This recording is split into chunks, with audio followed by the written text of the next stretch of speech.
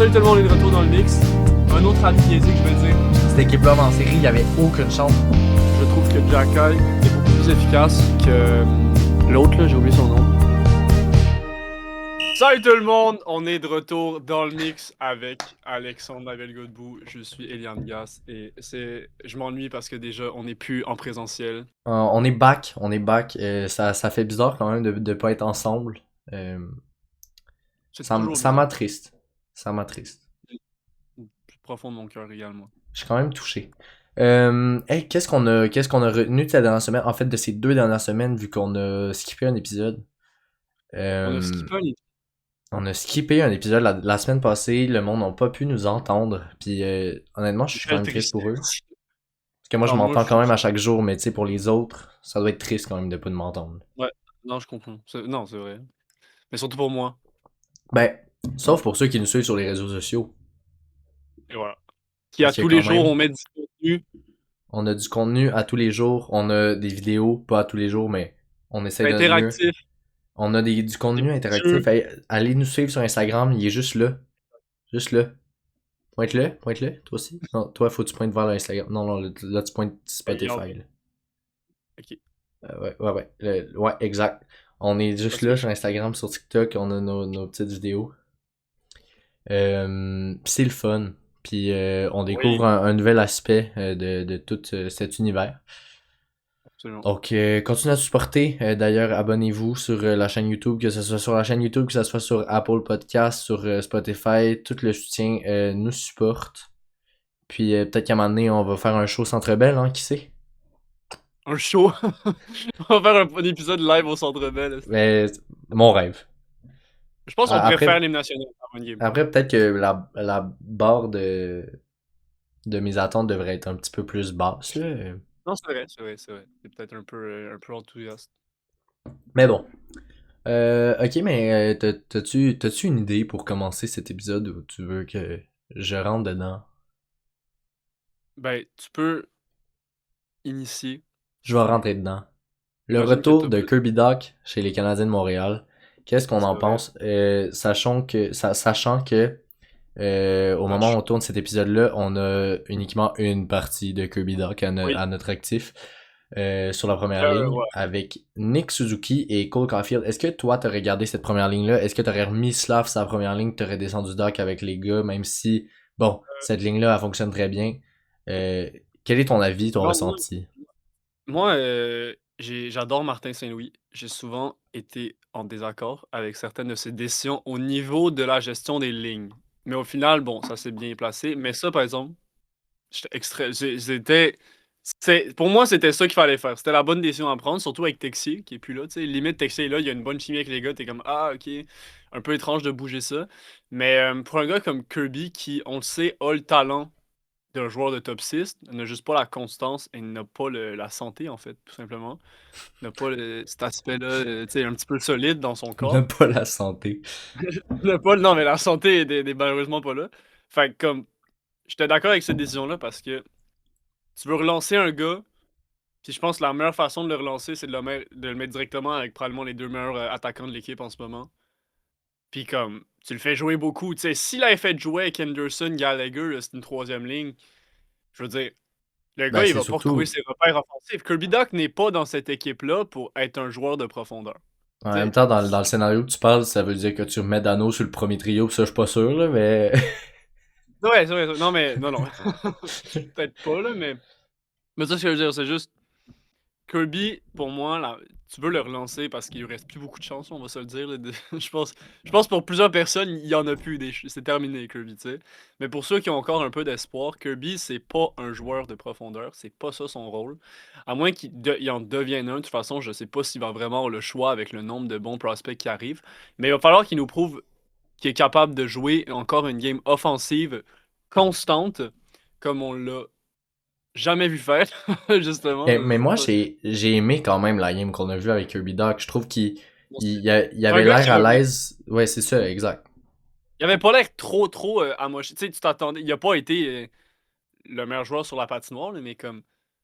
il était solide. Il avait pas l'air perdu complètement, comme des gars qui ratent des moitiés de saison, ils reviennent, puis c'est difficile, mais ça avait pas l'air si difficile. Et je pense qu'il y a en lui une force de. Il sait c'est quoi la pression qu'il y a sur lui en ce moment. Puis je pense que cette force-là le pousse vraiment à pas se poser de questions sur sa game. Juste joue, puis donne-toi au max. Puis en plus, on lui donne le privilège de jouer sur la première ligne avec les deux meilleurs attaquants de l'équipe. T'as pas le choix de performer, puis t'as pas le choix. Tu peux pas être dans ta tête. Tu peux pas te dire ah, je fais tout ça, nanana, ou tu peux pas. Faut que tu le fasses. C'est juste. Et Fait moi, que. ça m'a fait penser à la première game de Texier, sa première ligne, tu sais.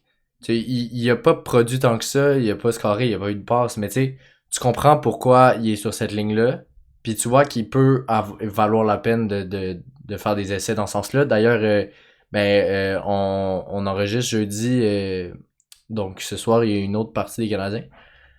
Euh, right? Et puis, Texier est encore out. Fait que je pense qu'on va voir les mêmes lignes que la dernière game. J'ai hâte de voir si Kirby Doc Ben, ils arrive l'ont dit.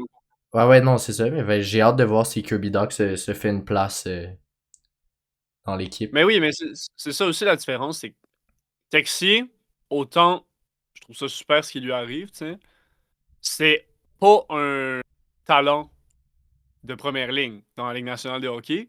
C'est juste factuel. Il est pas, c'est pas ça. Il a pas été repêché pour ça. Il y a personne qui s'attend à ça de lui. Puis c'est pas ça qui est. En l'occurrence, vu qu'on a beaucoup de blessés, on a pu trouver ce rôle de remplaçant. Puis il a bien fait sa job. Il a été très très bon. Mais Caulfield et Suzuki n'ont pas été sur la meilleure passe de leur carrière parce que pour eux, leur jeu, pour que tout se complète, c'est pas un joueur comme Texier qui ont besoin, tu sais. Moi, Mais je suis content de voir. déjà Kirby Doc, à cette place-là, a déjà laissé plus d'espace à Cole Caulfield, tu sais. Oui, ben, c'est ça. Puis Slav aussi, quand il jouait sur cette ligne-là, puis que c'était comme le troisième moteur offensif, maintenant qui est sur que c'est à peu près genre le premier moteur offensif de sa ligne, on voit le vrai Slav déchaîné offensivement. Mais quand il n'était pas le moteur offensif de cette ligne-là, donc avec Caulfield et Suzuki, les gens le critiquaient pour le nombre de points, mais l'espace que ça créait, Caulfield faisait tellement de buts, Suzuki avait des passes faciles, tu sais, c'était comme.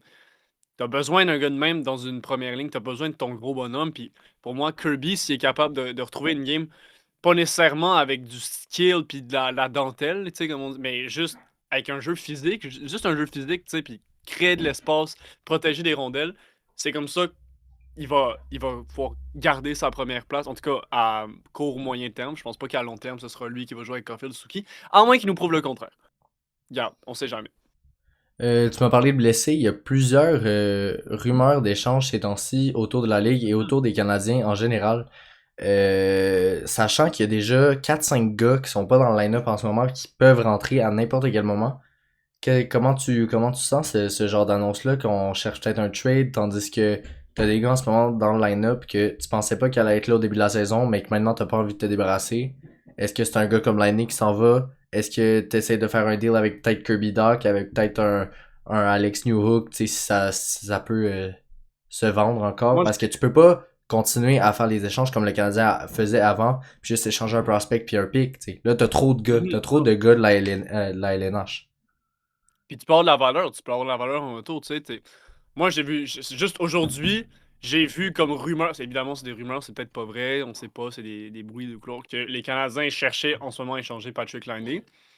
Et que, tu sais, on a tous vu les rumeurs de Robert Thomas, de Artemi Panarin, de Alexis Lafrenière même. Tu sais, tous des gars de Nazem Kadri même. C'est tous des gars que, Ben, Backlund d'une même, je pense, j'ai façon ou vu. d'une autre, Backlund aussi, j'ai vu, ouais, tous des gars que d'une façon ou d'une autre, tu as l'impression qu'ils sont un peu dans le radar de Kent Hughes.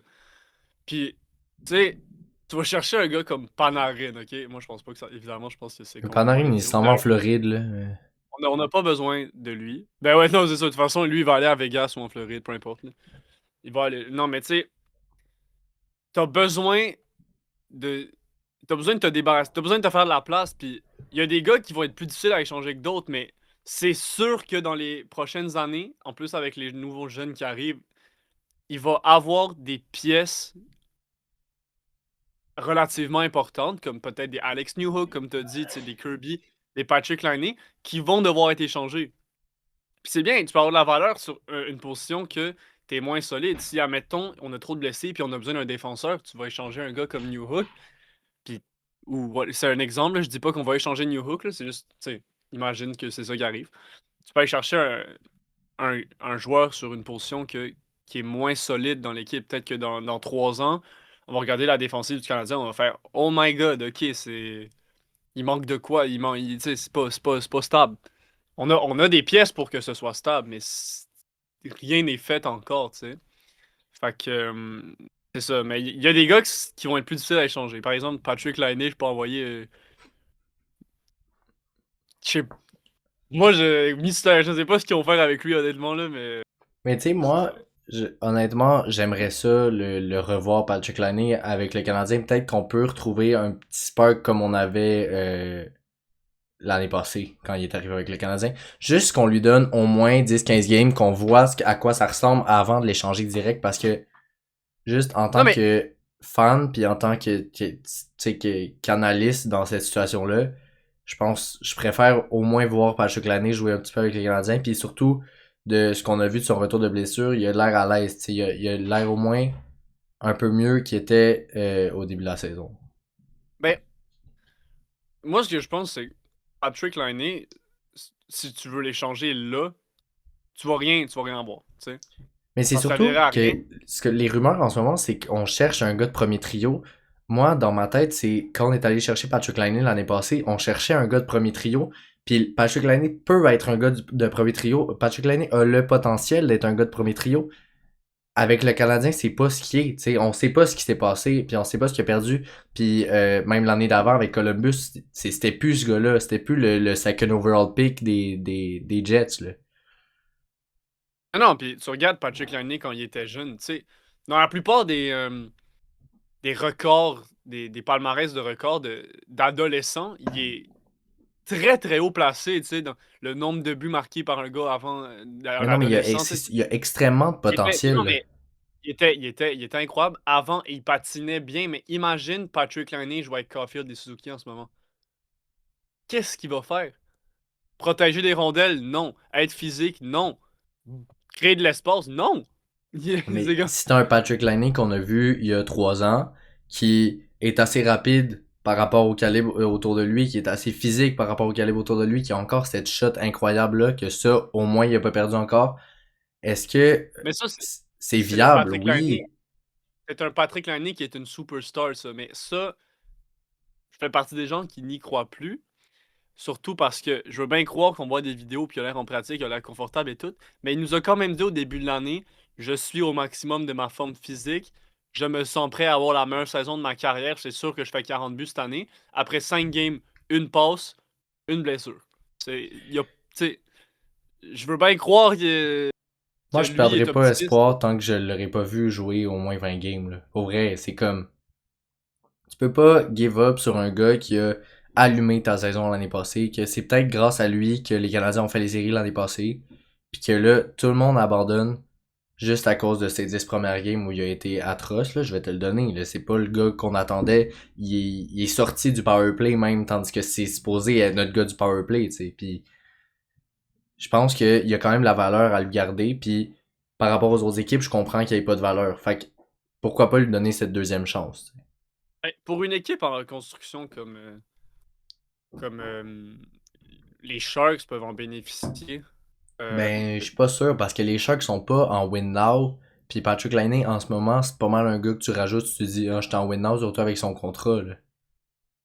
En fait, il est tellement difficile à placer en ce moment parce que, déjà, comme tu as dit, 8,5 millions, t'as pas le choix de faire jouer un gars à 8,5 millions. Je comprends que son contrat finit cette année, mais tu sais, là, il est payé 8,5 millions. Puis c'est beaucoup, 8,5 millions. Mais c'est pas un gars que tu peux mettre sur ton bottom six parce que il a aucune qualité défensive. Il met pas d'effort dans sa game, tu sais. C'est pas ça son rôle. C'est pas un grinder. Il crée pas d'espace. Il rien. Puis il est difficile à placer sur une équipe compétitive, un top 6, parce qu'il y a tellement de gars qui valent plus que lui. Fait que comme, il se retrouve pour moi dans un no man's land énorme de comme il y a nulle part où placer un joueur de même dans l'équipe. Puis par exemple, avec les Canadiens en ce moment, c'est exactement ça. Tu vas pas le mettre sur ton bottom six. Pourquoi? Si tu le mets sur ton bottom six, tu le gâches. C'est gars. Il va rien faire. Premièrement, il va pas jouer avec des joueurs offensifs, fait qu'il va servir à rien. Il est pas capable de carry une ligne, ce gars-là. Puis, il est pas capable d'avoir une game défensive fiable. Puis si tu le mets sur ton top 6, où tu veux le mettre en ce moment, sachant qu'on a des chimies qui fonctionnent, on a 2 lignes qui fonctionnent bien. Puis pour moi, il est juste pas assez rapide pour jouer avec les gars talentueux qu'on a. Mais je serais pas surpris. Je serais pas surpris de le voir avoir un petit échantillon de game sur la première ligne si on continue à changer de la première ligne de même. Tu sais, le gars à droite, sa première ligne est tout le temps un peu shaky. Là. On sait jamais c'est qui va arriver, ce game-là, puis qui va finir là. Mais si tu le mets sur la première game, puis si tu mets sa première ligne, puis que ça marche pas, il y a plus de chance après. T'sais. Mais non, mais tu sais, mais ça a fait ça avec Bolduc aussi. Hein. Oui, non, mais Bolduc, oui, mais c'est pas la même chose. Non, c'est pas. Bolduc est bien plus jeune, bien oui, moins non, expérimenté. mais dans le sens que tu lui as donné sa chance à la première ligne, ça a pas tant fonctionné, là, il est redescendu. Moi, je pense que Patrick Laine a le droit à cette chance-là, quand même. Là, je te parle de leur carrière à Montréal. Bolduc, on l'a mis sur la première ligne parce qu'on savait plus d'autres qui mettre.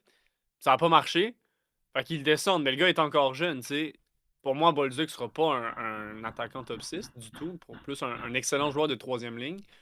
Mais Patrick Laine, à l'âge qu'il a, les attentes qu'il a, les contrats qu'il a, si tu le mets sur la première ligne et que ça fonctionne pas, tu lui donnes la meilleure opportunité possible pour lui de se relancer et que ça fonctionne pas, c'est terminé à Montréal. Il n'y a pas de on va. Non, non, non, non. Des gars plus jeunes, tu peux leur donner des chances. Ça peut être long. Surtout, admettons, des jeunes défenseurs ou même des power forward, c'est beaucoup plus long, mais un gars comme Patrick Laine, on sait ce qu'il peut faire. Si il ne le fait pas avec la meilleure opportunité qui soit, c'est ciao. Mais moi, je suis tellement prêt à ce qu'ils nous surprennent, là, pour vrai, c'est tout ce que je souhaite, là. Comme d'avoir. Puis même d'avoir le Patrick Laine de l'année passée, déjà, ça impacterait tellement l'équipe. Ben moi, j'ai pas envie de voir Patrick Laine de l'année passée sur la première ligne. Parce que c'est pas un gars qui... Non, ça je comprends. Mais l'année passée, il était sa deuxième ligne. Puis ça a fonctionné parce qu'il était sur le Powerplay 1. Puis là, ça fonctionnait bien. Là, le problème que j'ai, c'est que notre Powerplay 1 est excellent. Sauf quand Martin, il fait des petits switches, il met Bolduc à la place de Demidov pour le fun, il change Thompson. Non, mais ça arrivera plus. Ben, j'espère, parce que c'est le seul défaut. Plus jamais. Non, mais pour vrai, c'est le seul défaut de Martin Saint-Louis puis sa façon de coacher, c'est je comprends pas que tu vois que t'as, pour vrai, la meilleure ligne de genre ta ligne de Powerplay 1 est top 5 dans la Ligue nationale si t'as gardes comme elle est. À chaque fois que t'as change, elle est dégueulasse. Non, mais elle va être top 1 d'ici l'année prochaine. Comme... Non, mais c'est surtout, c'est ça. T'as aucun gars que tu déplaces là-dedans. Puis surtout pas changer un gars comme Demidov qui score tous tes buts en powerplay pour mettre Bolduc qui a pas scoré depuis la troisième game de la saison. Là, on se calme. Non, mais ce groupe-là de 5, Caulfield, Slavkovski, Suzuki, Demidov, Hudson, quand les 5 sont sur la glace, pour moi, c'est sans aucun doute le groupe le plus talentueux, qui regroupe le plus de talent dans la ligue en ce moment. Et je comprends que tu peux dire les Oilers, McDavid, Draisaitl, oui, mais eux, c'est 2 gars sur 5 qui sont extrêmement forts offensivement. Tu peux rajouter peut-être Evan Bouchard, mais c'est bon. Je préfère Hudson que Bouchard. Mais ce groupe-là de 5 gars, c'est individuellement, chacun des 5 sont des talents élites offensifs. Et il n'y en a pas un seul dans la ligue, et on va le réaliser encore plus dans les prochaines années, qui égale ça. Et Patrick Laine, oui, genre, il a l'atout ultime d'un jeu de puissance, c'est-à-dire, il a une des meilleures shots dans la ligue, sans aucun doute, tu sais. Mais c'est la seule chose qu'il a. Et il crée pas, tu sais. Il crée pas. Ce gars-là, c'est si il est défensivement, il est pris, il va rien faire d'autre parce que c'est pas un playmaker du tout. C'est pas un dangler. On le voit à chaque fois qu'il essaie de faire un truc, il s'enfarge dans son bâton. Tandis qu'avant, man, Patrick Laine avant, man, c'était fou. Non, mais avant, man, il faisait des percées, il passait en défensive, des feintes, il plongeait. Non, mais ça, c'est le Patrick Laine des beaux jours, mais c'est pas ça qu'il y a en ce moment. Puis, un truc, justement, avec le premier powerplay du Canadien en ce moment, c'est la polyvalence de chaque gars. Ils sont tous capables de marquer. C'est surtout que tu vois tu vois la chimie entre Caulfield Suzuki qu'on a toujours connue. Tu vois la chimie entre Demidov et Hudson que ça paraît qu'ils font juste ça en pratique. Puis après, t'as Slav qui rentre parfaitement dans son rôle puis qui colle ces deux duos-là. Tu sais, il y a Puis c'est lui aucune... qui marque le plus de buts. C'est lui qui marque le plus de buts. Mais c'est ça, mais parce que Power play. t'arrives à jouer puis tous les joueurs se connaissent. Ils savent où l'autre va être, tu sais. Puis c'est pour ça que des fois, tu regardes la game puis t'as des sorties de zone fucking comme ridicules puis tu comprends même pas comment la puck est sortie de la zone. C'est que à un moment donné, si t'as un petit retard que Demidov soit pas à la bonne place au bon moment ou que Hudson soit pas à la bonne place au bon moment, là, notre powerplay est fini. Sauf que ça arrive presque jamais. Parce que Ça, c'est les des gars, ils se choses connaissent. aussi. C'est leur première année à faire ça ensemble. Mais c'est ça. Réalises-tu qu'on les a toutes pour contrat pour les 7 prochaines années à peu près? Donc, dès l'année prochaine, ça va réduire à chaque année, en fait. Ça va être de plus en plus efficace à chaque année. Donc, tu peux pas te permettre de briser ça. En tout cas, juste pour terminer cette conversation de powerplay, comme on disait avec Martin Saint-Louis qui cherche deux powerplay qui fonctionnent, c'est un gars comme Patrick Laine qui peut jouer sur le powerplay comme il a joué l'année passée, tu le mets sur le powerplay 2. Le seul problème, c'est que là, on n'a pas de playmaker très excellent sur le powerplay 2. Tu remets Suzuki? Ouais, mais Martin, il a peur de faire ça. Mais Martin, il l'a fait toute la fin de la saison dernière et ça a fucking bien marché. Honnêtement, Suzuki est capable de prendre ces minutes-là. Puis quand il jouait sur la deuxième vague, il allait pas faire. C'est pas lui qui était. Il faisait tout. Tu sais, comme sa première vague, c'est comme lui, c'était lui le cœur, en tout cas, l'année dernière. Mais quand il mettait sa deuxième vague, c'était plus. Il était là pour stabiliser le truc, tu sais. Ouais, Mais c'est quand ça. même capable de faire un très beau jeu.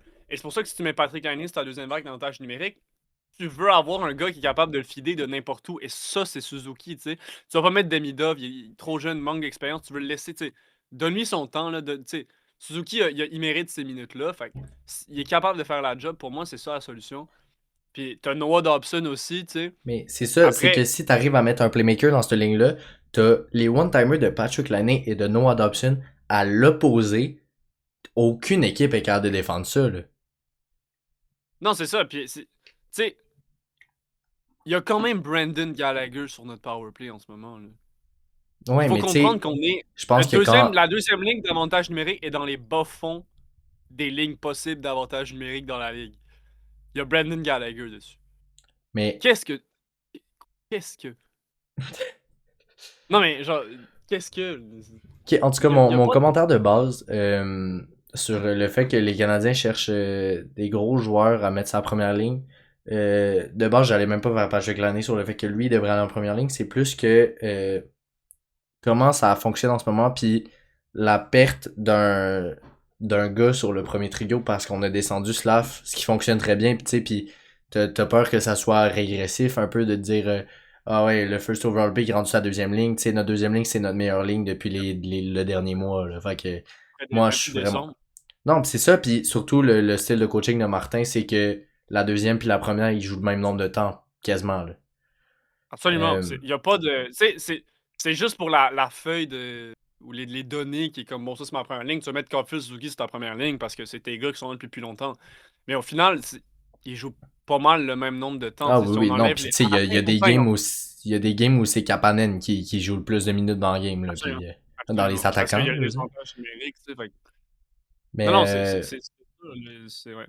c'est sûr que s'il y a ce trou qui se crée, est-ce que t'as vraiment envie d'aller chercher un gros gars? Là, je vais ressortir les noms que t'as dit, même si je pense que il y a très peu de chances que ça arrive, comme un Panarin, comme un Lafrenière qui est sur l'aile. Moi, je pense pas que c'est la meilleure idée parce que on dirait que j'ai envie de voir des Midov là-dedans dans l'année prochaine, dans 2 ans, dans 3 ans. Est-ce que parce que Demidov est supposé prendre ce step-là, puis tu sais, tu veux pas avoir un gars que tu dis son potentiel c'est quasiment 120 points, puis je vais le mettre sur ma deuxième ligne. Ouais, mais Draisaitl joue sur la deuxième ligne des Oilers, tu sais. Oui, mais Draisaitl, quand il est sa première ligne, McDavid, c'est pas le même Draisaitl que sa deuxième ligne tout seul. Ben, ils jouent très rarement en 5 contre 5 ensemble. Hein. Ils jouent Ben, bien plus sur le powerplay. surtout cette Ça année, ça a arrive. Non, changé mais beaucoup, là, mais...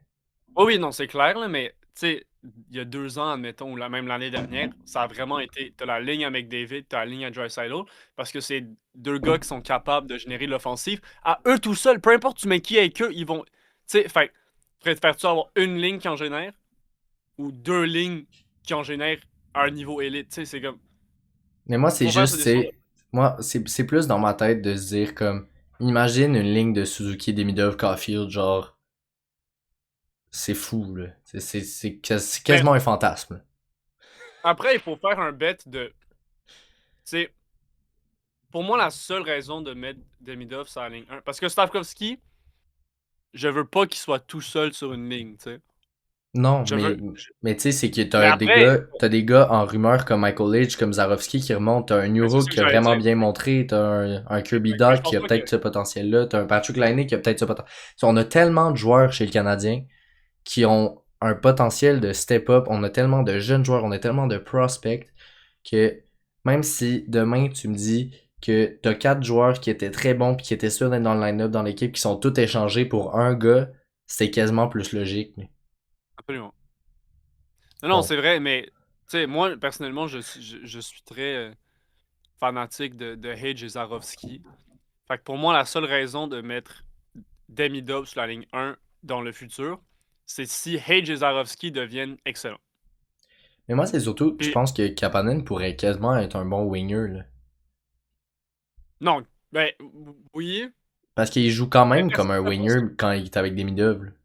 je pense que Kapanen, autant j'aime voir sa chimie avec les deux autres gars, si Kapanen est ton troisième centre à l'avenir, c'est excellent. Ouais, sauf Mais que comme là, excellent. Dano, il s'en va où? Evans, il s'en va où? Tu sais, Doc, il s'en va Non, mais où? pour moi, ces gars-là, ils vont pas. Dak jouera plus au centre. Dak, c'est terminé au centre. Moi, je veux plus le voir au centre, ça marche pas. Ça marche pas. Puis, comme on a dit, il va y avoir des trades. Pour moi, si Dano reste encore une coupe d'années, je pense pas qu'Evans va être là nécessairement quand on va gagner la coupe. C'est juste la vérité. Je pense juste pas que Evans va encore jouer dans. Tu sais, je pense pas. Puis, si t'es capable. Si tout se passe bien à l'avenir, OK, et que t'as en attaque Caulfield, Suzuki, Slav, Demidov, Age et Zarovski qui deviennent vraiment 6 joueurs de top 6, mais excellents, tu sais. On en a déjà deux, on sait. Suzuki, Caulfield, c'est déjà bon. Demidov, on sait qu'il va être bon. Slav, il Slav. montre des très belles choses, on sait qu'il va être très très bon aussi. Age et Zarovski sont capables de se développer, admettons, comme des vrais bons joueurs de top 6 offensifs, tu sais.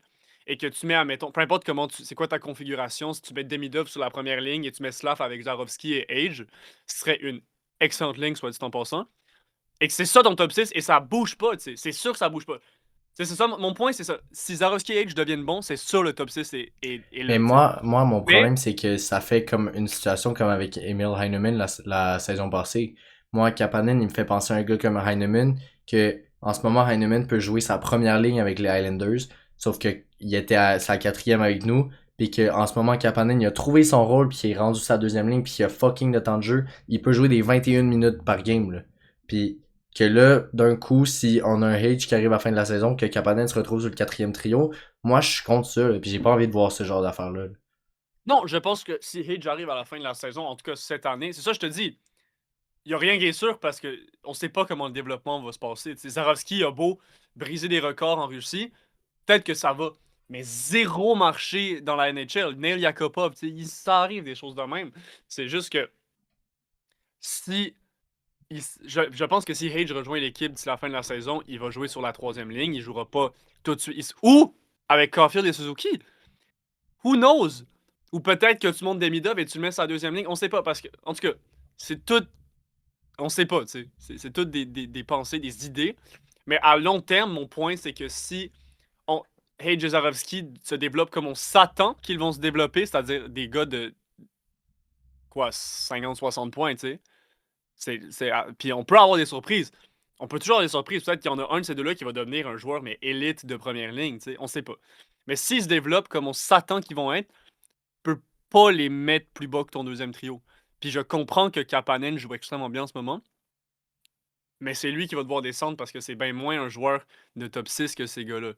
En même temps, en ce Même si moment, ton j'adore équipe est top 5 dans la ligue, que ça soit d'après moi, que ça soit d'après plusieurs médias de sport.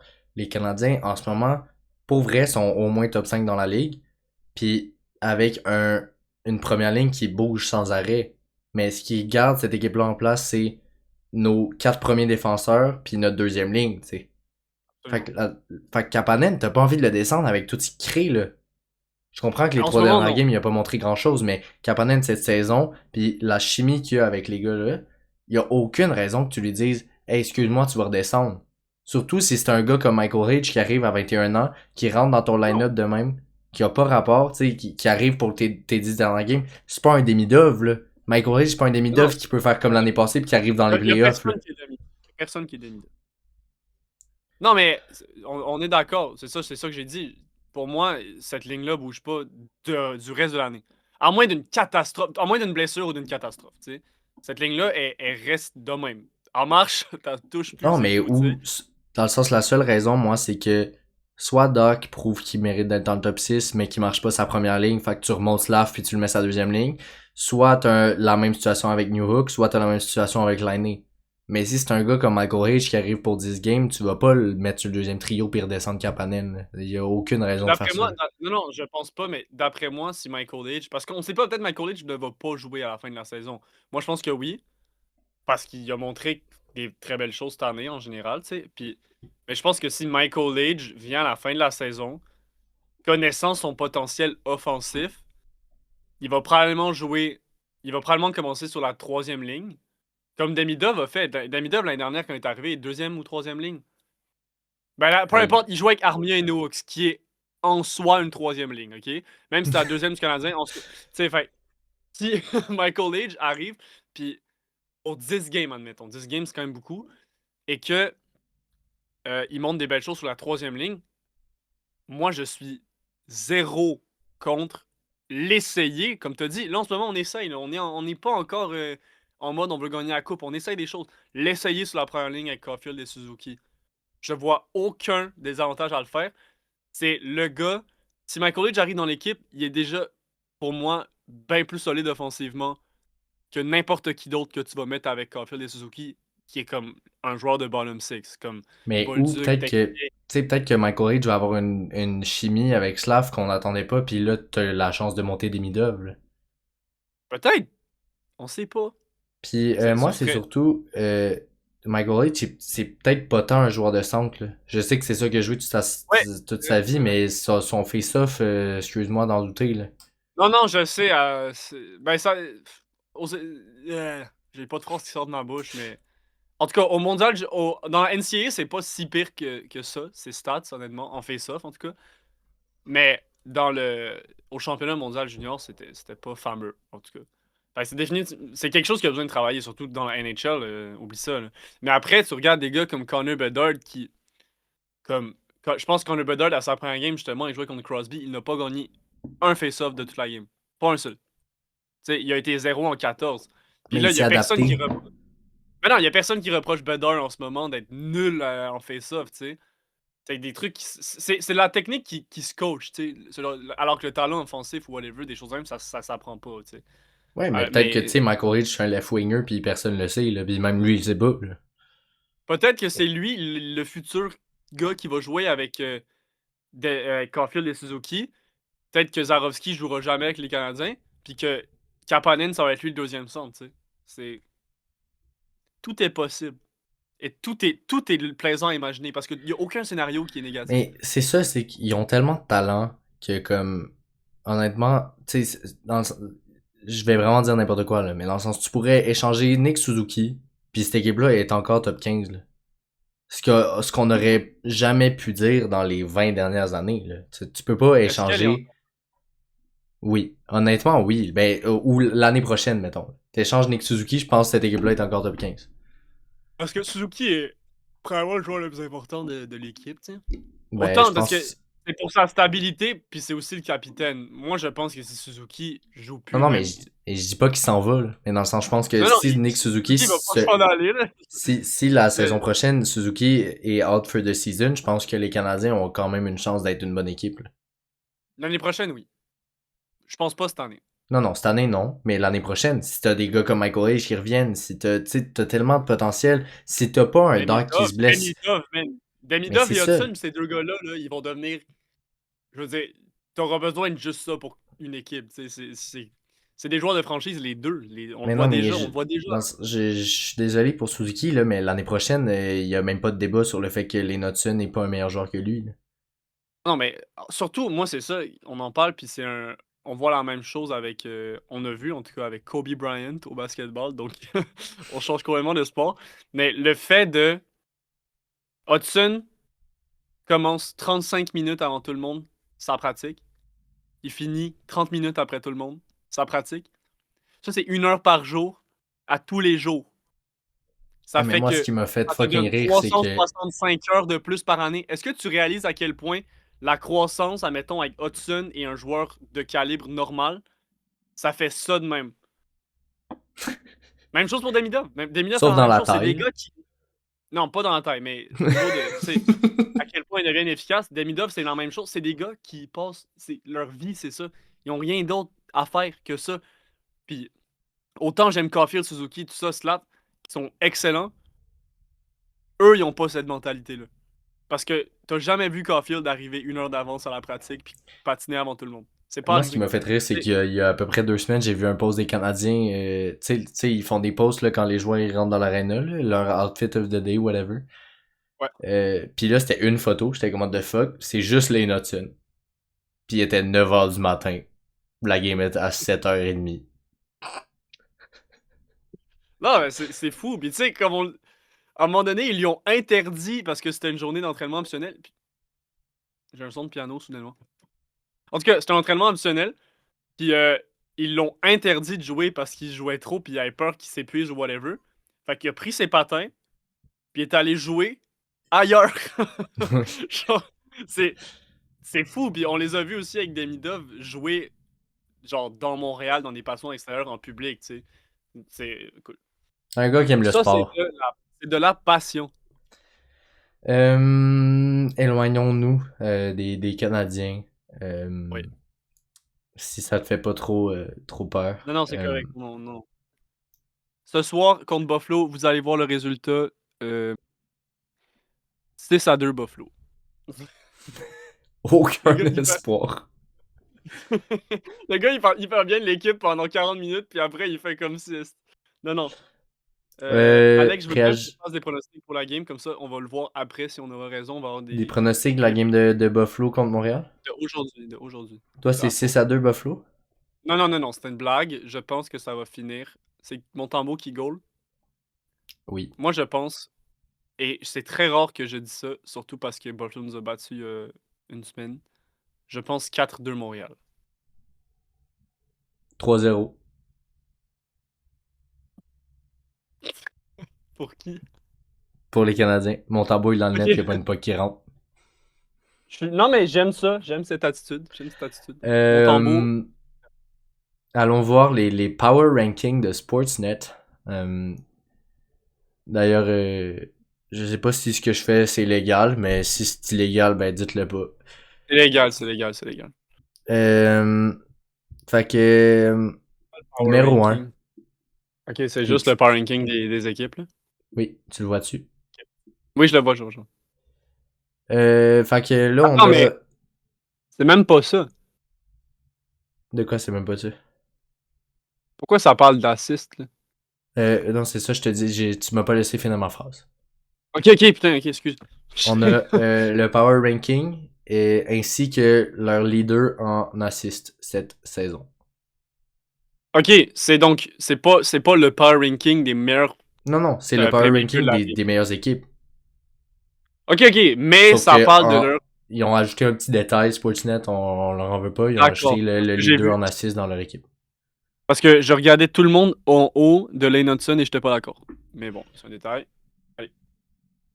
L'Avalanche du Colorado, il n'y a pas beaucoup de débats. Rien à dire. C'est Rien à c'est dire. une équipe est imbattable, là, quasiment, sauf par les prédateurs de Nashville. Là, apparemment, c'est la seule équipe qui est capable de les battre chez eux en temps réglementaire. Anaheim hier. Mm. Anaheim a gagné hier et j'étais comme wow. Le Lightning de Tampa Bay, fucking surprenant quand même cette équipe-là. Au début de la saison, Absolument. c'était Au pas début, ça, c'est ça. c'était pas ça qu'on attendait. Puis, Kucherov, il est en saison de MVP, là. Comme il a fait la saison passée, en fait, quasiment. Non, c'est clair. Moi, je pense cette année, au début de l'année, on avait tous espoir parce que je pense que personne qui écoute ce podcast est vraiment fan de eux. Mais j'ai vu leur downfall arriver et honnêtement, en toute monte un peu comme ça spoil pas les équipes en bas. En toute bienveillance, j'espérais que ce soit l'année où Tampa se soit terminé pour laisser la place aux autres, peut-être, tu sais. Mais non, Kucherov, au moins les voilà. Panthers, ça a l'air d'être presque terminé, là. Les Panthers, ça va être presque terminé. Les Bruins n'ont pas dit leur dernier mot. Au moins, les Sénateurs sont décevants. C'est la seule équipe.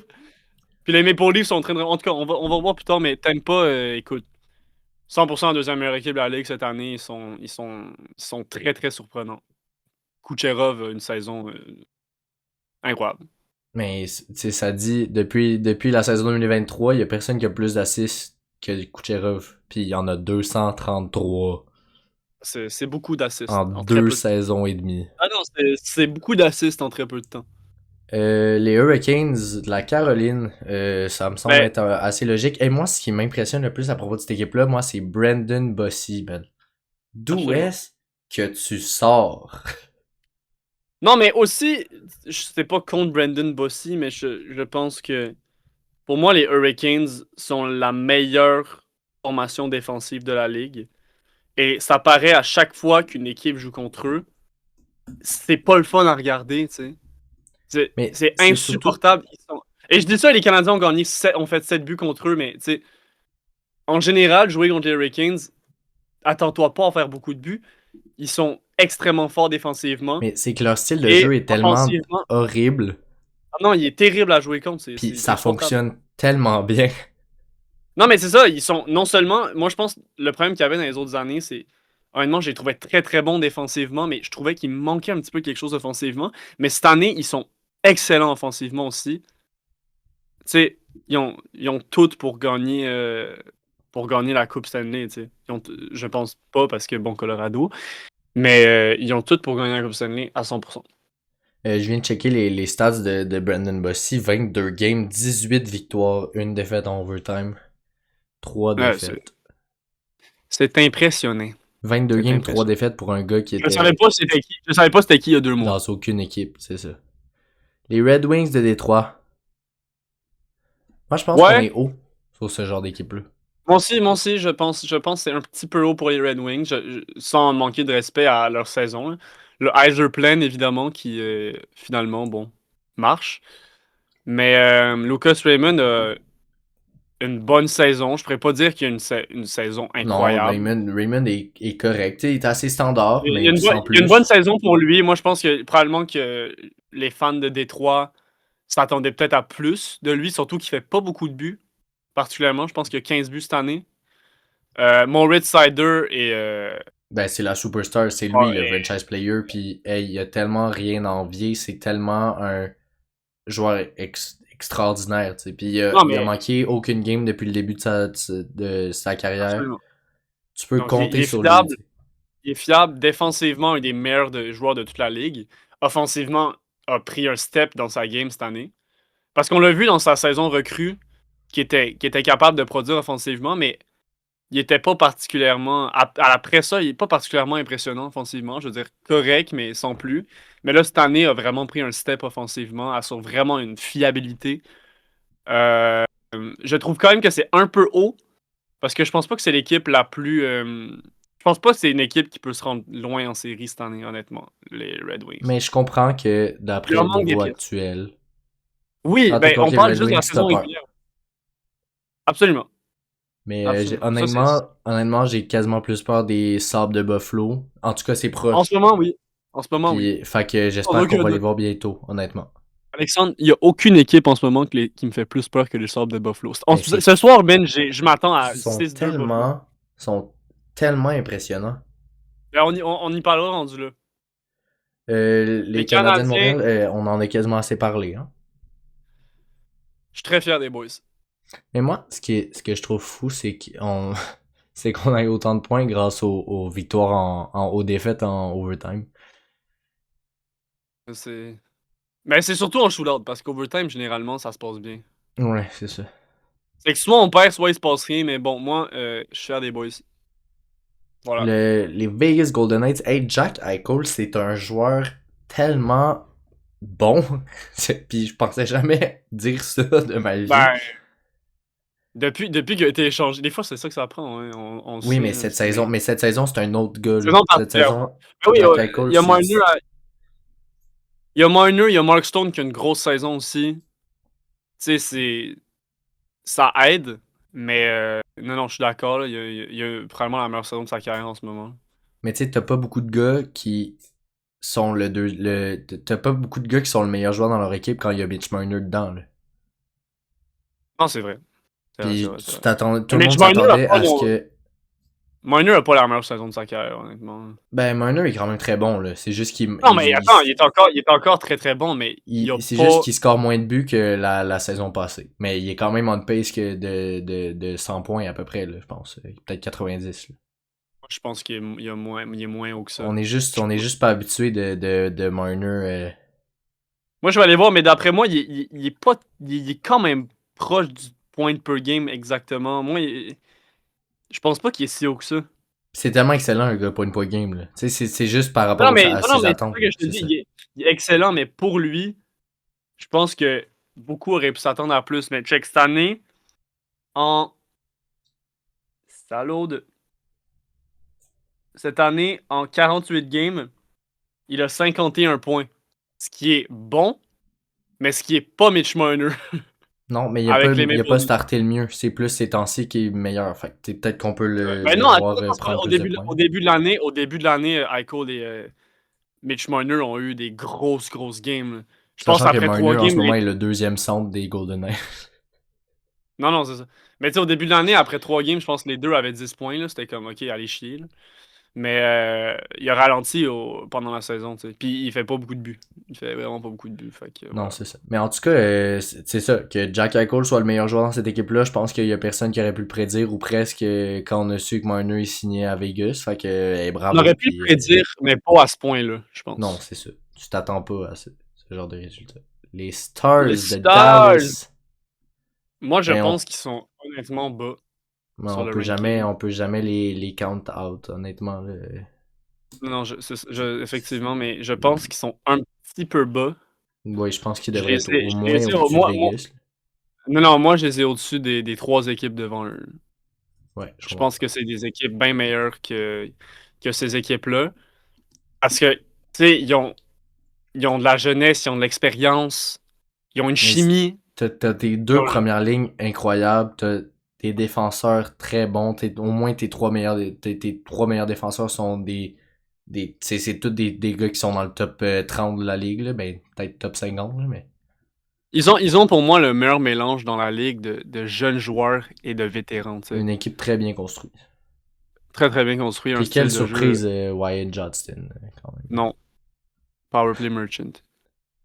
Le Wild du Minnesota, même eux, quasiment ont les montants. Ouais, non, ils sont bas, ils sont bas. C'est des équipes qui sont au-dessus de Mais Vegas, surtout, Montréal. le duo de Quinn Hughes et de Brock Faber, man, c'est tellement fou. Ah, puis tu mets Kaprizov et. Tu mets Kaprizov avec ça, man. Et Boldy, tu sais. Boldy est blessé, mais. Les gars, ils se donnent tellement de points. Je pense que, honnêtement, on peut pas. Pour parler de l'efficacité de cette équipe-là, faut pas parler des points. Parce que je pense que. En plus, ils ont pas tant un haut total de points que ça, mais je pense que par leur talent, ils s'en donnent beaucoup, si tu vois ce que je veux dire, tu sais. Des jeux très faciles, des points gratuits. C'est ça mon point. Ouais. Mais ils ont pas tant un haut. Kaprizov a comme un point de plus que Suzuki, tu sais, ce qui est assez surprenant. Boldy a 27 buts cette année. Mais c'est que l'équipe Quinn est Hughes, extrêmement bien construite, puis tout le monde participe, tu sais, t'as pas un ouais. superstar, là. Et ils protègent bien leur gardien recru. C'est rien contre Jasper Wallstead. Je pense pas que c'est un André Vasilevski, mais ils ont une défense excellente, tu sais. Ça aide Mais pour. surtout, ce qui est fucking stupide avec cette équipe-là, c'est qu'il y a eu des rumeurs de... Il disait qu'il était peut-être à l'aise d'échanger Wasted, comme... Qu'est-ce que tu me Ah non, racontes, c'est. man? Non, non, c'est. Moi, Bon, nos salles de La Buffalo. paix, l'équipe la plus stressante, man. Tage Thompson, Mais une l'équipe la machine. plus en feu de la ligue en ce moment. Ah ouais. Man, honnêtement, je pense qu'il n'y a pas un être humain sur Terre qui aurait prédit ça il y a 2 mois. Mais moi, Hey, d'ailleurs, je l'avais mis dans mes notes, mais on n'aura pas le temps d'en parler pour de vrai, mais Josh Doan dans cette équipe-là, quelle surprise quand même de sortir de Utah puis de faire autant ta place à Buffalo dans puis je une pense équipe que qui les était deux. supposée struggle. Non, puis ce qui est bien avec ça, c'est que les deux équipes c'est un trade qui a bien marché pour eux, tu sais. Ouais. Fait que. Mais Buffalo, non, moi, rien à dire. Mais c'est ça, C'est juste assez. side note là, sur Josh Doan, son contrat de 7 Oui, mais de 6,95 millions ouais, pour ça. 7 ans. Quand même, je pense que ça va être un bon contrat à l'avenir. En tout cas, on lui souhaite. Mais je comprends pourquoi lui a dit oui à 100%. Si c'est comme. Ouais, c'est beaucoup d'argent quand Tu vas même. prendre 7 millions pour une saison, une bonne saison. Non, c'est ça. Imagine que ça fonctionne pas après. Je veux pas être pessimiste pour lui, mais on sait jamais. Les Islanders. Hey, je pense qu'on va juste faire le top 10. On peut peut-être se rendre à 15. Hein? On va peut-être faire Je sais pas ça fait un petit combien de temps qu'on texte. parle, ça fait combien de temps qu'on. Ben, fais 16, fais le Super 16. Là. Le Super 16, parfait. Le reste, on s'en fout. Les Highlanders, euh, on n'est pas d'accord sur tout là-dedans. Mais moi, c'est surtout. Moi, Les Islanders, c'est tellement surprenant. Tu t'attendais à ce que ça soit comme dans les 10 pires équipes de la ligue. Puis que oui. là, ils soient dans la conversation d'être dans les 10 meilleurs. Là, c'est quand même. Mais je sais que toi, t'es Oui. pas d'accord, là, mais on s'attendait quand même à ce que les Islanders, ils cherchent un top pick. Là. Ben, je pense que stratégiquement, ça aurait pu être ça, mais moi, je pense que les Islanders ont beaucoup de talent dans leur équipe. C'est juste que ça n'a pas marché l'année dernière. Non, c'est Et ça, c'est pas surprenant. Mais pas surpris que des gars comme Barzal aient des bonnes saisons, tu sais, puis que ça propulse l'équipe. Encore une fois, c'est un peu comme les Canadiens en 2021. Ils ont rien de tant spectaculaire. Ils ont des bons jeunes, mais l'équipe trouve des façons de gagner, puis elle est bien construite, puis elle est stable, tu sais. Puis ils ont des gars qui ont des très bonnes saisons, comme Barzal, justement, et Heinemann, qui est surprenante. C'est des pièces qui ont causé la surprise. Et en plus, ils ont pu Noah Dobson. Mais Matthew Schaefer prend la place à Noah Dobson, qui avait pas les meilleures saisons de sa carrière. En tout cas, l'année dernière, c'était pas la plus grande saison de sa vie. Mais non, les Highlanders, moi, je pense que c'est juste une équipe qui est bien construite. Je pense cependant, sans vouloir être pessimiste pour tous les fans des Highlanders qui nous écoutent, que c'est une de ces équipes qui se retrouve un peu dans un no man's land. Pourquoi? Ils sont pas assez jeunes pour être une équipe en reconstruction. Ils n'ont pas assez d'expérience pour se rendre loin en série. Ils n'ont pas assez de talent pour se rendre loin en série. Ils ont Matthew Schaefer. Pour moi, ça va être une équipe qui va être middle of the pack pendant beaucoup d'années Mais s'ils c'est font pour pas ça qu'on d'échanges. s'attendait à ce qu'ils tankent cette année, tu sais. Non, Plus, ça, en tout cas, plus stratégiquement, potentiellement. stratégiquement, on s'était dit, bon, ils vont aller chercher d'autres. Imagine McKenna chez Feu, la ligue, c'est terminé. Là. Mais non, c'est ça. Moi, je trouve ça étrange parce que je trouve qu'ils ont une bonne saison, mais j'ai pas l'impression que c'est quelque chose qui va durer avec les années. Puis je me sens mal pour Matthew Schaefer, à moins que ce gars-là vraiment devienne un McDavid en défensif puis qui est capable de trouver une façon de faire gagner l'équipe à lui tout seul. Mais ils ont pas d'autres joueurs de haut calibre, tu sais. C'est Ouais. juste ça le problème. En tout cas, mais bon, on leur souhaite le meilleur évidemment. Juste, je trouve qu'ils sont dans une position difficile. Les Bruins de Boston? Boston Bruins, une autre surprise. Oui, quand même. Par Il rapport n'y à a la pas saison de l'année grand-chose. passée, c'est fou. Il pas grand-chose avec cette équipe-là pour commencer l'année, mais Mais Swayman joue très bien. ouais, McAvoy qui est mentionné dans ce ouais. petit texte. Non, Euh, mais McAvoy, il y a eu des saisons décevantes récemment. mais C'est non, mais quand c'est même. surtout que McAvoy est produit extrêmement bien en offensive, ce qui était pas habituel de ces dernières saisons. Tu sais, c'était un pilier défensif. Là, il arrive quand même à bien produire offensivement. Pasternak est encore un joueur extrêmement bon. On a eu Morgan Geekie au Un début de peu la moins saison de buts. qui sort de nulle part. Là. Ouais, Morgan Geekie a vraiment eu un gros début. Vraiment pas des. Depuis l'équipe Canada, depuis l'annonce, qui a pas fait l'équipe, a ralenti, mais catégoriquement. Genre, Caulfield l'a rattrapé en but, je pensais pas que ça allait arriver. Pasternak marque pas autant de buts que je pensais. Mais quand même, je pense il en marque plus récemment. Justement, depuis que Geeky en marque moins, Pasternak a comme repris Mais les rênes. c'est juste, il a pas starté pareil parce que t'as des gars exactement comme Geeky, comme un gars comme Alex Steves qui est sorti de nulle part, qui a pu jouer sa première Ouais. ligne à Boston. Un gars comme Marat Hustedinov qui a eu un hat-trick. un gars comme Fraser Minton qui a réussi à jouer sa première ligne lui aussi avec Pasternak. Tu sais, t'as beaucoup de gars surprenants dans cette équipe-là, ce qui fait que oui, Pasternak des fois prend un step back en termes de points, mais c'est juste une bonne équipe là. Non, c'est ça, mais c'est une bonne équipe et je pense honnêtement, encore une fois, pour les comparer aux Islanders, genre, comme, je sais pas où ça s'en va. Ça va être une équipe qui va avoir besoin d'aller chercher des agents libres et qui va avoir besoin de faire des échanges s'ils veulent être compétitifs.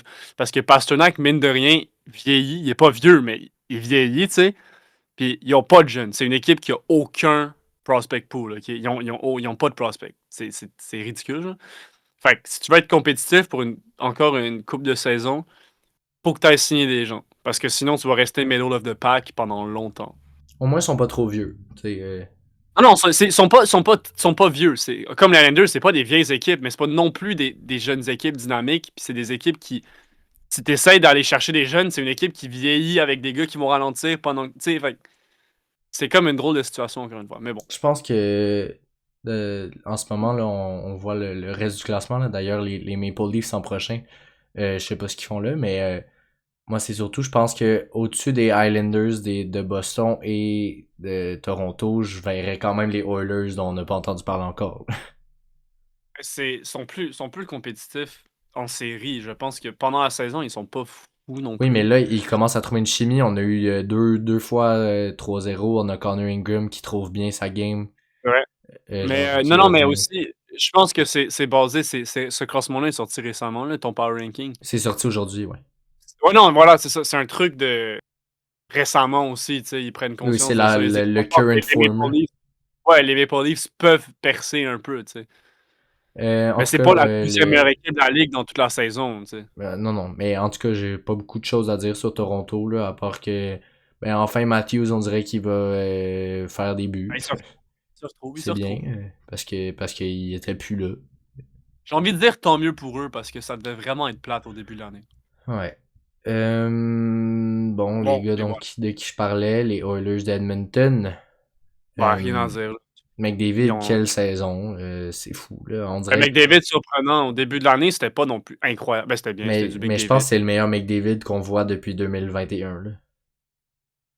À part McDavid en série, là. Possiblement. Là, je En vois tout cas, le McDavid qu'on a depuis un mois et demi, là, qui fait 4 points à toutes les games, ouais. C'est fou. Celui qui a fait des points dans le quart de la saison de suite, pardonnez-moi, c'est ridicule. Mais c'est que là, tu peux dire, tu sais, on est rendu dans un moment où tu peux redire que McDavid c'est le meilleur joueur de la ligue, puis d'avoir assez d'arguments pour que ça soit vrai. Tandis qu'au début de cette saison-là, t'aurais pu dire McKinnon, t'aurais pu dire McCarr, puis il y avait plus de débats, tu sais. Même la Je saison pense quand passée, même que t'avais Hellebuck, McKinnon t'avais est... Oui, mais McDavid, oui, c'est le gars qui a le plus de talent, puis oui, tu vas toujours pouvoir dire que c'est le meilleur joueur de la ligue. Mais Mais c'est... Ouais. C'est pas lui qui a la meilleure saison. Pour moi, McKinnon a quand même 38 buts en 48 games, ce qui est... Mais c'est surtout que à partir de 2022, on a perdu le narrative de McDavid est le meilleur joueur, c'est sûr. Il y a quand même toujours Ouais. il y a eu de la compétition. Tandis qu'en 2021, Et- il n'y avait aucune compétition. Là, cette année, il y a extrêmement de compétition, puis il arrive quand même à se démarquer. T'sais. Non, c'est clair, puis je veux dire, les défaites en série l'ont pas aidé pour sa réputation. Et quelle surprise les Penguins de Pittsburgh, hein, quand même. Je suis content, moi je suis content pour eux, parce que j'aime les Pingouins un minimum. Et Crosby a une saison incroyable, comme d'habitude. Mais il a 26 buts. Genre, le Patness en ligne pour une saison de 45 buts. Euh, Malkin joue bien. Et moi, je suis Ils ont content de une bonne. voir que Malkin et Crosby ne bougeront pas cette saison. Puis ça m'aurait Non, attristé de les voir dans un autre jersey que le jersey de Pittsburgh. sauf si c'était celui des Canadiens. Même à ça, ça aurait été bizarre. Utah Malt. Quel début de saison, surtout avec Logan Cooley, hein, dans le temps où il était encore Là. vivant. Mais quand même, on arrive à bien finir. Vemelka qui a le plus de victoires en tant que gardien dans toute la ligue en ce moment. Ouais. Impressionnant. C'est impressionnant pour une équipe qui est 15e dans la ligue, en tout cas. Ouais. Mais tu sais, t'as un gars Non. comme Dylan Gunter qui montre enfin son Ouais. potentiel de scoreur très, très présent. très présent. JJ Peterka, Mais excellente Peterka saison pour lui. Ouais. Non, moi j'aime ça. Je trouve que il a déjà fait mieux. On pensait que son rôle allait être plus gros, là, rendu à Utah. On pensait que son rôle allait être plus gros, mais je pense qu'il est pas géré de la meilleure façon, pour être honnête. Ben, Mais ouais, regarde, mais il est bien en même temps, entouré. t'as Il est d'autres encore gars. jeune. Changer d'équipe quand t'es jeune, c'est pas facile, tu sais. Puis Keller qui continue à être dans la conversation du meilleur joueur de cette équipe-là, d'ailleurs, bravo. C'est Depuis... probablement le meilleur joueur de cette équipe-là. Oui, mais il est là depuis Arizona, puis il arrive quand Hier, même. il a fait Nick Suzuki, il a fait un but dans la dernière minute, puis il a scoré en overtime pour gagner la game, tu sais. Et contre Philadelphie, ce qui est quand même fort. Ah, ça, je suis pas d'accord. Alors là, je suis pas d'accord. Alors Mais là, pour je mets ceux mon qui point nous sur la écoutent table. uniquement en audio, on vient de voir les Ducks d'Anaheim en prochain. Et pour ceux qui nous écoutent depuis un bout, vous savez que j'aime pas les Ducks d'Anaheim. Mais bon, les Ouais, 16e, notre dernière équipe qu'on va regarder avant de se dire au revoir et à la semaine prochaine. Les Ducks d'Anaheim, Troy Terry, Leo Carlson qui sont blessés, comme on dit. Hein. Oui, mais avant qu'ils soient blessés, ça allait pas très bien. T'sais, ils sont pas blessés depuis longtemps. Puis moi, c'est trop en montagne russe leur saison. Là, ils en ont gagné 5 de suite. Sauf qu'avant, ils en ont perdu genre 12 de suite. Puis avant, tu sais. Mais c'est ça, mais tu sais, c'est une équipe qui est encore jeune. Puis, tu sais, je sais que tu C'est une t'aimes pas équipe ça, qui là, est puis on en a jeune déjà et parlé, mais si je leur mentionne, dans les 3 prochaines années, ils vont faire peur en tabarnak. Là. Non, c'est sûr qu'ils vont être. Ils vont donner une des meilleures équipes de la Ligue dans les prochaines saisons avec le Canadien, avec les Sharks, avec les Stars. Ça va être dans les meilleures équipes de la Ligue sans aucun doute. Mais cette année, dire que c'est la 16e meilleure équipe de la Ligue, ça me semble pas être juste. Parce que ils On sont peut trop. Par checker un exemple, petit peu. je pense que personne. Je pense que toutes ces équipes-là, ils vont pas au-dessus. Peut-être les Caps. Moi, je pense que. Flyers, même, limite, pour vrai. Les Flyers ont une saison surprenante. Ben, en tout cas, ce qu'on a vu des Flyers hier. Non, mais bon, c'est des gros chokers, mais bon. Mais non, les Ducks, moi, c'est juste. Je pense qu'il n'y a aucun fan des Ducks qui est déçu en ce moment. Parce que les joueurs se développent bien. Carlson et Gauthier ont eu un excellent début de saison. On peut aller revoir les premiers épisodes où j'ai dit que c'était qu'une séquence et que ça allait pas durer. Et effectivement, c'est la seule fois où j'ai eu raison depuis le début qu'on fait le podcast. Ils ont ralenti. De toutes tes Non, mais takes, c'est la seule qui a pas été postée. Non, mais ils ont eu 15 bonnes games puis ils ont ralenti que le Chris depuis. J'ai l'impression que Connor Gauthier il est à 20 buts depuis comme 30 games. Là. Puis Leo Carlson il est à 40 points depuis encore plus longtemps. Mais c'est le Ils genre ont eu un début de saison dans le où sens, c'est tu pas à dis, plaindre man, pour c'est eux. ça qu'on veut de eux. C'est ça qu'on veut de eux. Et c'est ça, c'est ça qu'on veut d'eux dans leur prime, tellement ils étaient bons. Mais ça a duré quelques games. Oui, mais ils ont tellement pris un step depuis l'année passée, c'est quand même impressionnant, puis c'est à souligner. L'équipe Seneca est solide. Jackson Lecombe est solide. D'ailleurs, Jackson Lecombe, sens-toi mal parce que Hudson est meilleur que toi. Je l'ai noté, mais je me suis dit Ouais, qu'on sortait les Canadiens un petit peu. On en parlera la prochaine fois. D'ailleurs, ouais. On en parlera quand les États-Unis vont perdu. Si tu veux, je peux juste te faire un petit overview de ce qu'on n'a pas mentionné aujourd'hui. J'avais noté la stat des leaders en assist dans la Ligue nationale en ce moment. Juste pour qu'on mentionne à quel point Hudson et Suzuki sont bons. Oui. Sinon, j'avais noté les rumeurs du trade de Shane Wright. C'est pas vu. Et puis un petit retour sur la draft de 2022. Oui, le Kraken, on dit qu'il était ouvert à peut-être échanger Shane Wright. Donc j'ai fait une petite ouverture sur la draft 2022 pour qu'on puisse l'analyser. Mais bon, ça va dans un prochain épisode. Sinon, j'avais noté Nick Suzuki. Une petite question, est-ce qu'il peut se rendre jusqu'à les 100 points? Et puis également un petit commentaire sur le goalie fight de Nedeljkovic et Bobrovsky. T'es malade, man. En tout cas, juste des petits teasers comme ça, puis si c'est le genre de truc qui vous intéresse, ben n'hésitez pas à nous en parler, puis on va en parler. Absolument. Principe d'un podcast. Absolument. Et puis, ben c'est ça. Est-ce que tu veux leur dire au revoir? Est-ce que je guide le bal? Bye! Ah. C'est bon. Okay. Moi, ça prend pas. C'est pas plus compliqué que ça, généralement. Ok, Bon je appétit. vais juste je vais répéter ce que j'ai dit en début d'épisode. N'hésitez pas à vous abonner, ça nous supporte extrêmement. Ça vous coûte rien, puis nous, ça c'est le fun. Puis il y a plus de monde qui nous voit, puis il y a plus de monde qui nous écoute, puis peut-être que ça peut nous faire grandir aussi dans le futur. Fait que ce soit sur Instagram, que sur TikTok, sur Spotify, sur Apple Podcast, sur toutes les plateformes de balado-diffusion. Sinon sur YouTube, on met beaucoup de contenu exclusif. Vous allez nous voir souvent dans nos podcasts comme ça que on peut nous écouter pendant 1 heure. Sinon, il y a des petites vidéos sur YouTube, que ce soit de 12 à 30 minutes. Des petits quiz avec des amis, des petites questions. C'est ça. Voilà. C'est 100% vrai. J'ai tout dit. Hein. Je confirme tout ce que tu as dit. Fait que bonne semaine et à la semaine prochaine. Bien sûr.